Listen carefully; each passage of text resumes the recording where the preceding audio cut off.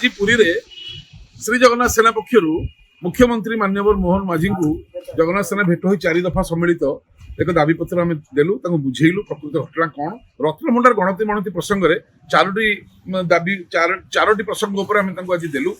जे रत्नभंडार बर्तमान लोक मतामत कौन ओडिशावासी तरफ जगन्नाथ सेना आज देला प्रथम है प्रत्नतत्व विभाग एक केंद्रीय संस्था एवं राज्य जो कमिटी तैयारी जस्टिस विश्वनाथ रथन अधीन में सी हेले राज्य संस्था बा राज्य सरकार संस्था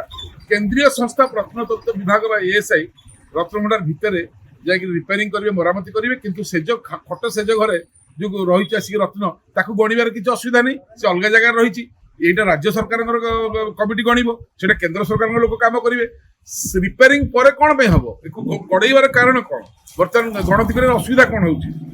समय गड़े द्वितीय कथा समय गड़े राज्यवासी को अंधकार रखार उद्देश्य कौन मुख्य काम गणति मणति से छाड़ी आप अन्य गुड़ा कराया 3 नंबर गजपति महाराजा कहते रत्नभंडार भंडार मरामती पर जाकि गणति मणति हम किंतु कमिटी अध्यक्ष जस्टिस रथ 2 प्रकार कथा कहते केतबेले कहते जे आउटे समय दरकार आम गोटे बैठक करके जहाँ करूँ अन्य बेले कहते एसपी असुस्थ मुख्य श्रीमंदिर मुख्य प्रशासक असुस्थ सी सुस्थ होला पर बैठक करके करूँ कहना रत्न अच्छी कि नहीं आम जानी लुट होती तेणुक से घोड़े मथा खराब हो जो मुंड खराब हो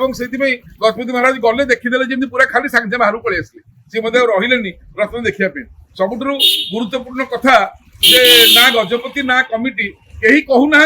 रत्न सुरक्षित अच्छी केवल कहते आम यहाँ स्थानांतर कलु आ पछरे गणिबू यार अर्थ कौन